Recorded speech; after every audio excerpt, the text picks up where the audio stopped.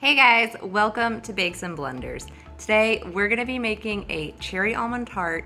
It looks gorgeous and it tastes amazing. So if you're excited, let's get started.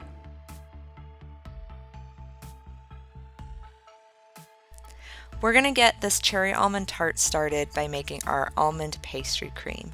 We're going to start by mixing together our milk, sugar, flour, and salt. Place that over medium heat and get that warming up. Meanwhile, whisk together your egg and your egg yolks. Set that aside. We're going to come back to that when our mixture is nice and hot. Heat that milk mixture gently. Bring it to a bare simmer. We do not want this to boil. Basically, once it's hot, remove it from heat, and we're going to ladle a bit of this hot mixture into our eggs. This is going to temper our eggs so that they don't curdle. Once you've added 3 ladles, about half of your milk mixture, into the egg yolks, stirring the entire time, pour that back into the saucepan and place it back on the heat. Continue to cook the custard until it's nice and thickened. Once you see those big bubbles bursting through, cook it for about 30 more seconds and then you can remove it from the heat. You want to make sure that you're stirring the entire time so that none of the custard catches and burns. And I highly recommend, if you are using a non-stick pan like me, that you use a whisk that has a silicone coating so that you're not scratching up your pot. Immediately add the butter, the vanilla extract, and the almond extract to your hot custard. That's going to help cool it down and stop the cooking process. Stir it until the butter's completely melted, and then pour the custard through a sieve into a bowl.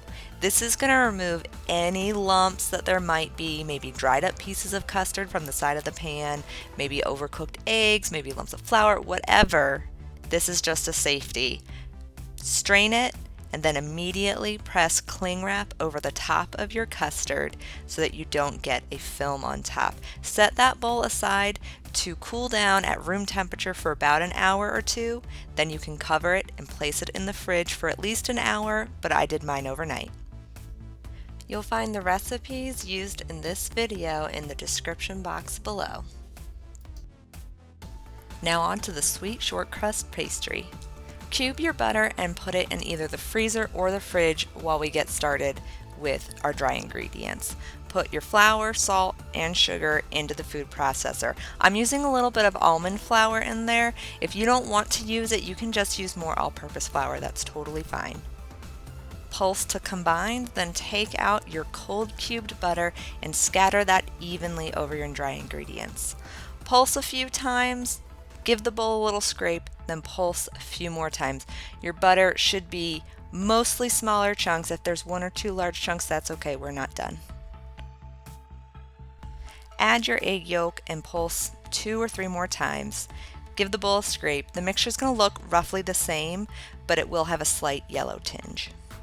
With the food processor running, drizzle in 2 tablespoons of cold water. Then go ahead and scrape the bowl down. You want your dough to be able to stick together. If it's not doing that, you need to add a little bit more cold water, about a teaspoon at a time. I ended up using 3 tablespoons total. Your dough will look a bit crumbly in the food processor, but if you squeeze a little bit together, it should hold itself. If you're not sure, err on the side of slightly too much water because we're going to let this sit in the fridge for some time, which is going to hydrate the flour, and then when we're rolling it out, we can always add more flour to prevent it from sticking and it will get into the dough. But you don't want it too wet either. Making tart dough is very similar to making pie dough. If you don't want to use the food processor or you don't want to do the whole process in the food processor, there are other methods to making the dough. You can find a link up above and below all about how I make my pie dough.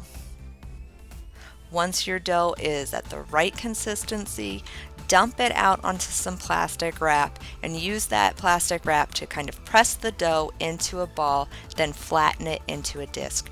Wrap it up nice and tight. I suggest 2 layers of cling wrap or put it in an airtight container after 1 layer of cling wrap, and go ahead and chill the dough for at least an hour or overnight like I did. Once the dough is properly chilled, it's time to roll it out. Now, if you kept your dough in the fridge overnight like I did, you might need to let it sit on the counter for like 5 or 10 minutes just to warm up slightly, but you do not want the dough to get warm at all. You just need it to be pliable. Lightly flour your work surface and begin rolling out your dough.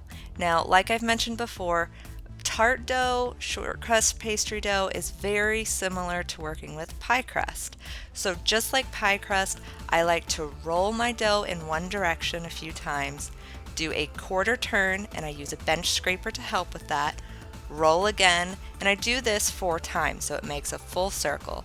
Then lift the dough up, flour underneath it, flip it over, flour the surface again if it's sticky, and begin rolling again, quarter turn, roll, quarter turn. So every 4 quarter turns, I like to flip my dough. So when you keep it moving like that, it's not going to get stuck to your surface. So when it's time to lift that dough up and put it in your pan, it's going to actually work with you. We're rolling our pastry dough out to about a 12-inch circle. That's what it needs to fit into my pan. If your pan's a slightly different size, just make sure it fits. But you also want to make sure that the dough is the right thickness. You don't want it too thin because it's just not going to work out for you. And if it's too thick, you're just going to have a really thick tart, and that might not be what you want. When your dough is the right size, you can use your rolling pin to slightly roll up the dough, lift it up, and place it in your tart pan, or you can fold the dough into quarters and lift that up and place that in your pan and then unfold it. Once the dough is in, you want to lift it up from the sides so that they don't tear and press it down into the corner of the pan. Work your way around, make sure it's flat on the bottom, press it into the sides. Then you can use your rolling pin to trim off all that extra dough, then work your way around again to make sure that dough is sticking to the sides of your pan. Once it's all ready, you're going to chill the tart dough for about 15 minutes or even a little longer while your oven preheats. Prick your cold dough with a fork. You want to make sure you get all the way through the dough to the bottom of the pan. This is to prevent your dough from puffing up in the oven. Scrunch up some parchment paper. That's going to make it easier to work with. Line your pan with it, or the dough with your parchment paper, then add your pie weights. I keep my pie weights in an oven bag just for easy use. You just take it in and out like that, super simple. Bake the tart for 10 minutes, remove the pie weights and remove the parchment paper, and you're going to bake for an initial 12 to 15 minutes until that tart is a nice golden brown. Set your tart shell aside to cool completely before we put it all together. This cherry almond tart looks super elegant, but it's actually super easy to throw together. Grab your tart shell that is now at room temperature, grab your almond pastry cream, give that a little whisk to loosen it up a bit, grab your bowl full of cherries, and let's get started. First, go ahead and plop that almond pastry cream into your shell. You're going to use all of it and use a spoon or an offset spatula to just smooth it out into an even layer.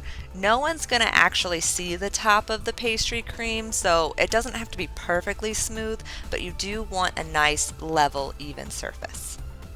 Now we can start adding our cherries. Now, this recipe does use quite a few cherries. I counted, and I used 42 whole cherries, so 84 halves. And if you want to do a slightly different design, you might need more or less. It will probably also depend on the size of your cherries. It could be 1 or 2 different. Now, I have this really amazing cherry pitter, and it can pit 6 cherries at once. It's amazing. I'm obsessed. I'm in love with it. I'll put a link below in case you want to get one for yourself. It makes this so much easier and quicker than if you're pitting cherries one by one. Now, after you pit the cherries, you're going to cut them in half. Now, if you look at a cherry, there's like a longer side and a shorter side. Whichever way you do it, just make sure you're cutting the cherries the same direction so that it all looks nice and even. As you're placing the cherries onto your tart, you can either place them completely flat on the surface or kind of overlap them a bit and lean them on each other like I'm doing for the most part. Whichever you choose, just try to be consistent.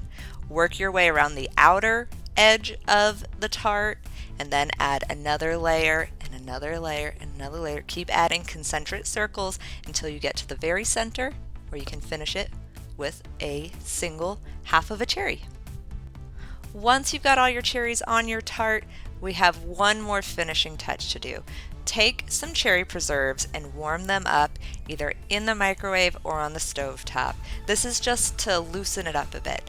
Then we're going to strain those cherry preserves to remove any solids from it, and you'll be left with just a cherry glaze. Now, this is very common for tarts. Usually you'll use apricot preserves to create an apricot glaze for a lot of tarts, but it just makes sense to stick with cherry for this. Use a pastry brush or a small food-safe paintbrush. I'm using one from a Wilton set. I'll put a link below. And individually, you're going to paint the cherries with your cherry preserves. Once you've finished all the cherries, you can go back in and fill in any of those gaps between the cherries where you can see the almond pastry cream. This is going to do a few things. One, it's going to cover up all of the pastry cream so it doesn't get any sort of weird skin or anything. It is also going to add shine to our beautiful tart, and it's going to give us a uniform red, cherry red look. So this serves multiple purposes.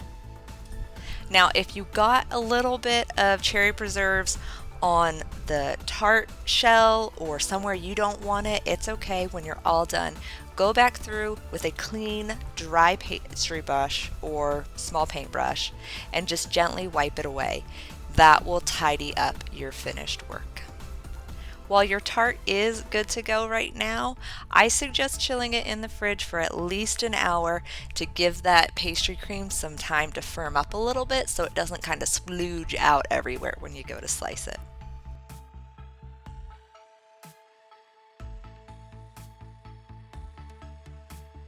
I hope you love this recipe as much as I do. It's a perfect way to use those fresh, juicy summer cherries.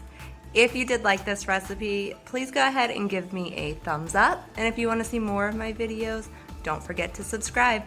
I'll see you in the next one. Happy baking! Bye!